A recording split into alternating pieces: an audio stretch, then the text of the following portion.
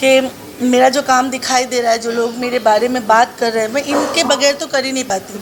Today I am celebrating these 2 songs with both of them, both of my Darling's, because ये नहीं पर्दे पे करते उस तरीके से, उस संजीदगी के साथ जो मैं चाहती थी, तो मैं अपनी कला कैसे दिखा पाती. Even Simrat, she didn't get chance to rehearse for many days, but जितना भी रिहर्सल मिला, she focused completely on me. ऐसे वो घोड़े का चश्मा लगा के आती थी और वो मेरे सिवा किसी को देखती नहीं थी. मेकअप, हेयर, अगर उसको कुछ ठीक करे तो उसको पता ही नहीं कोई कुछ कर रहा है. You know, her costumes were so difficult कि कोई अगर और एक्ट्रेस होती तो वो बोल देती मुझे ये नहीं करना. जो वाइट वाला पोर्शन है चलते रेश्क में, 2 लड़कियां उसका घाघरा पकड़ के खड़ी होती थी पीछे, वो इतना हैवी था. Every costume was very difficult, but she nailed it with every difficulty. You know, ये बहुत बड़ी बात है. ये बहुत लाइक लोगों ने मुझे पूछा है, बहुत डीएम्स आते हैं मुझे. एक सबसे बड़ी बात पूछी कि ये दोनों नए हैं, लेकिन ये नए लगते ही नहीं हैं. ये ऐसे लगते हैं ये बहुत सालों से गाने कर रहे हैं, डांस कर रहे हैं, ये कैसे हुआ. तो उसका जवाब शायद मैं आज देना चाहती हूँ. ये इसलिए हुआ कि इन दोनों का फोकस, डिटर्मिनेशन, और ये बाहर कुछ दुनिया को जानते ही नहीं थे. ये सिर्फ इसी फिल्म को और इन्हीं गानों के अंदर बसे हुए थे. तो आई थिंक ये इसकी वजह से ही होता है, जब आप पूरी तरह से इसमें झोंक दो अपने आप को और आप एक डायरेक्टर का बंदा बन जाओ, एक्टर बन जाओ, तभी होता है. एक छोटी छोटी चीज़ों को लोगों ने बोला है कि जब वो बिरयानी बन रही थी, जिस तरह जीते ने बिरयानी पे, मुझे वो चीज़ें पूछी है लोगों ने कि मैं हैरान हूँ कि इतना फोकस किया लोगों ने. And he would practice for that also. Ma'am ये करेक्ट है, नहीं मैम आप फिर से देखो, हाँ करेक्ट, नहीं मैम एक बार आप जैसा नहीं आ रहा है, ये शर्जिल वाला झूम झूम स्टेप, नहीं मैंने शर्जिल जैसा नहीं किया.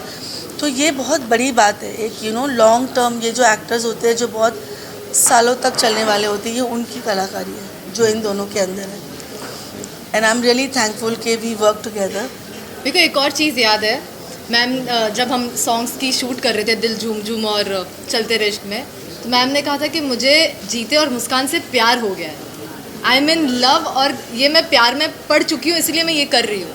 और मैम ने एक और चीज़ बोली थी, मुझे तुम दोनों को ऐसे देख के लगता है कि तुम लोग 10 साल से प्यार में हो, जो तुम ऑन स्क्रीन कर रहे हो. एब्सोल्युटली. तो मैम बोलती कि ऐसा लग रहा है 10 साल से तुम लोग प्यार में पड़े हुए और वो दिख रहा है. Ma'am it was all your love actually, जो आप जिस प्यार से आप हमें देख रही थी, आई थिंक उसके वजह से ये हुआ.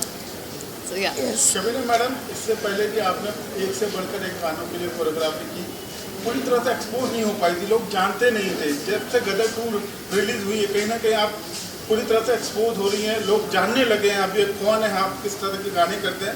तो फ्यूचर प्लान्स क्या, और इतने दिन छुपे रहने का कारण क्या है, और अपने आप को एक्सपोज करने का क्या कारण है? नहीं, कारण ये है कि आजकल ज़माना जो है, वो जो कोरियोग्राफर्स जज बन के टीवी लोग उन्हीं को जानते हैं. तो आम जनता जो है, जिसके सबके घरों में टीवी है, 2x4 के घर में भी आपको टीवी मिलेगा.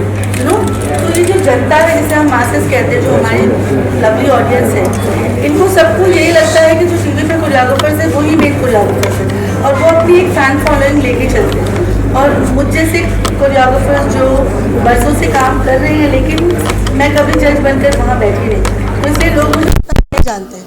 लेकिन इंडस्ट्री के लोग जानते हैं, जो मेरे काम करने वाले लोग हैं. लेकिन जब गदर आई, ये एक गदर अपने आप में एक करिश्मा लेकर आई है, जो मुझे लगता है गदर में भी बिल्कुल सामने आए बगैर लोगों को पता था कि शबीना खान ने किया. ये करिश्मा, ये फिल्म अपने आप करिश्मा लेकर आई है. हर किसी को एक एक्सपोजर दे रही है ये फिल्म, क्योंकि जो ये अपने आप दे रही है, ये अपने आप दे रही है. ये दुआएं हैं, ये मोहब्बत है, ये ऑडियंस अपने आप सबको दे रही है. कई लोगों ने तो जाकर फिर से गूगल किया कि गाने किसने किए, और मुझे बताया, हमें तो पता नहीं था, फिर हमने गूगल किया. लाइक वो जो यूट्यूब पे जो यूट्यूबर्स होते हैं ना, जो गाने को जज करते हैं, they never talk about choreographers. अभी रिसेंटली जब ये दोनों गाने रिलीज़ हुए, I have seen couple of them going and looking for choreographer कौन है, and I felt really happy about it. तो आई थिंक गदर ये एक चेंज लेकर आई है अपने आप में, कि जो फेमस टीवी पे जो आते हैं जजेस, उनके अलावा भी देयर आर कोरियोग्राफर्स. ये गदर लेकर आई है. अब आई थिंक गदर के बाद ये एक ट्रेंड चालू होगा कि लोग कोरियोग्राफर्स को और बाकी टेक्नीशियंस को वो रिस्पेक्ट देंगे, उन्हें जानने की कोशिश करेंगे. तो रियलिटी शोज में जिस तरह का डांस दिखाता है और फिल्मों में जिस तरह का डांस हो रहा है, जो परिवर्तन आ रहा है, उसको आप किस तरह से देखती हैं? ये खासकर यंग जनरेशन को क्या संदेश देना चाहेंगी जो इस फील्ड से जुड़ना चाहती है? देखो, रियलिटी शोज़ के जो डांसेस है वो शो डांस है. आप डायरेक्ट उनको देखते हो और उनकी स्टेप्स का लिरिक्स के साथ लेना देना नहीं होता, क्योंकि वो सामने बैठी हुई ऑडियंस के हिसाब से स्टेज का डांस करते हैं, जो 8 के और 16 के ब्लॉक्स होते हैं। आप देखेंगे नॉर्मली उसमें लिरिक्स का लेना देना नहीं होता, लेकिन फिल्म के जो गाने होते हैं, जहाँ तक कि मैं बहुत बहुत पसंद करती हूँ लिरिक्स के साथ जाना। अल्फाज जो कह रहे हैं उसके मतलब को निकाल के अपने कैरेक्टर के थ्रू लेके आना मुझे बहुत पसंद है, जो हमने गदर में भी किया और मैं अपनी हर फिल्म में करती आई हूँ। ये मेरी प्रैक्टिस है जो गदर में जाके फ्लॉरिश हो गई। गदर ने अपना चाम मुझ पर डाल दिया कि जो बरसों से कर रही थी आज वो खुल के सामने आ गया। बहुत डिफरेंस है टीवी के डांसेस में और फिल्म के डांस में, ज़मीन आसमान का अंतर है। मैं ये कहती हूँ कि फ़िल्मों में जो हमारे कलाकार करते हैं, जो इन दोनों ने किया, ये बहुत डिफ़िकल्ट है। ये अचीव करना इतना आसान नहीं है। जो झूम झूम गाना और चलते रे इश्क में जो सबसे लास्ट में रिलीज़ हुआ, आज लोग उस गानों को देखने थिएटर में जा रहे हैं। लोग जीते को देखकर पागल हो रहे हैं। कहते हैं मुझसे 2-2 घंटा हम यही गाना देख रहे होते हैं, झूम झूम। हम 2-2 घंटा चलते रे इश्क में देख रहे होते हैं। मेरे घर में, मेरे ख़ानदान में, मेरे पड़ोसी सब वॉचमैन वगैरह में उतरते हो तो ये गाने देख रहे हैं दोनों। ये देखिए क्या कला की बात है कि इनकी मेहनत कैसे रंग लाई है। हमारे भी इंस्टाग्राम के रील्स ये भर चुके हैं। एग्जैक्टली, ये बहुत बड़ी बात है अपने आप में ये है कि भाई अब यहाँ सराहा जा रहा है। दोनों के गाने लास्ट में रिलीज़ हुए, वो भी पूरे गाने यूट्यूब पे, लोग यूट्यूब पे देखकर फिर थिएटर में जा रहे हैं। मुझे आज टिकट नहीं मिली, तो ये वही चीज़ है कि audience were ready all the time to accept. We were not giving, the industry masses को भूल चुकी थी मुझे लगता है, बट वही हमारी ऑडियंस है। हम सिर्फ एक क्लास के लिए फिल्म बना रहे थे, बट अनिल जी की सारी फिल्में आप देखिए उठा के, उन्होंने हमेशा पूरी ऑडियंस के लिए फिल्म बनाई है, हमेशा।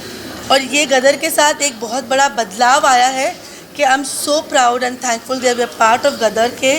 लोग अब ये नहीं बोल रहे कि अरे वो साउथ की फिल्में RRR वो हिट हुई थी, लोग बोल रहे गदर हिंदुस्तान की ब्लॉकबस्टर है। ये कितनी बड़ी बात है, क्योंकि अगर आप देखें तो यही किया है जो हर घर की कहानी है। वो इमोशन, वो फैमिली का, बाप का ढूंढना, वो जीते जीते पुकारना, मतलब दिल रुक जाता है जब वो अपने बेटे को ढूंढता है या बेटा बिछड़ जाता है। ये हमारे घर घर की कहानी है। हम कहीं ना कहीं भूलते जा रहे थे। हमको लगता था कि नहीं, सिनेमा पे घर मत दिखाओ, घर में तो हम करते हैं, सिनेमा में कुछ और दिखाते। बट लोगों ने ये साबित किया कि हमें वही देखना है, हमें वहीं से कनेक्ट होना है, हमें अपनी ज़मीन ही देखनी है, जो अनिल जी ने प्रूव कर दिया। हमारी इंडस्ट्री में कई ऐसे एग्जाम्पल्स है जो कोरियोग्राफर सक्सेसफुल रहे, वो आगे चलकर डायरेक्टर बने। आपका भी क्या कुछ इस तरह से प्लान है? नहीं, मुझे अच्छी कोरियोग्राफर रहने दो हमारे पास। हमारा थोड़ा है, मतलब मैं लोगों को लाना चाहती हूँ। वो दिन शायद दूर नहीं, बट मैं यही बोलती हूँ कि वो दिखी टेक्निक। मुझे लोग बोलते आए हैं कि आप डायरेक्टर की तरह करती हो, लेकिन मैं ये बोलती हूँ कि मैं कोरियोग्राफर्स को इस जोन में लाना चाह रही हूँ। मैं एक इनिशिएटिव लेना चाह रही हूँ गदर के बाद कि मैं कोरियोग्राफर्स को कहना चाह रही हूँ कि please come and work this way. Let's make good film with our directors who trust us. Why we are not doing that, why we are not going towards that. मैं जितनों को कर पाऊँगी मैं डेफिनेटली, क्योंकि अच्छे कोरियोग्राफर एक Raju Khan master जी थे जो गानों को अपने कैमरा एंगल्स के साथ इतना खूबसूरती से दर्शाते थे। आप शायद लोग जानते नहीं उनको, मैं उनको फॉलो करती थी, Raju master ji. He is the brilliant, सबसे ज़्यादा अच्छे टेक्निकली स्ट्रॉन्ग कोरियोग्राफर जो थे वो राजू खान थे। आज भी वो करते हैं, लेकिन वो सामने नहीं आते। मैंने उनसे सीखा है। मैं चाहती हूँ हमारे और choreographers, they very good, they should come and do this practice. Let's enhance our profession also. तो अच्छे से कर रही हूँ तो करने दो मुझे अभी है। मेरा सवाल आप तीनों से है, उत्कर्ष आपसे शुरू करके बात करेंगे। जब गदर बन रही थी, because Gadar has created a history and we knew there is, I mean obviously we anticipate this history in making again. पर जब आप गाने शूट कर रहे थे, आप सब शूट कर रहे थे, did you feel the pressure of जीते being out there and film to get to this level? Obviously एक रिस्पॉन्सिबिलिटी बहुत बड़ी थी हम सबके कंधों पे। इनके ऊपर भी बहुत थी, क्योंकि जय बुराड़े सर ने जो गाने उस टाइम पे फिल्माए थे वो बहुत आइकॉनिक और बहुत रियलिस्टिकली फिल्माए थे उन्होंने। तो उनके लिए भी बहुत चैलेंज था। हर टेक्नीशियन जो जुड़ा हुआ था, हर एक्टर जो जुड़ा हुआ था, सबके लिए चैलेंज था। मेरे लिए एक अलग टाइप का था, क्योंकि वो एक बचपन का किरदार था, वो बड़ा हो गया, उसको किस परपक्ष में पेश करूं, उसको किस तरीके से दिखाऊं, वो क्वालिटीज़ रखनी ज़रूरी थी जो उसके बचपन की लोगों को पसंद थी। जो उसकी ज़िद थी अपने फादर के साथ, जो उसका प्यार था अपनी माँ के साथ, वो सब चीज़ें रखनी बहुत ज़रूरी थी इस कैरेक्टर में, और साथ ही साथ उसको ग्रो भी करना था। एक एज एन एक्टर चैलेंजेस पसंद होते हैं, तभी हम एक्टर बनते हैं।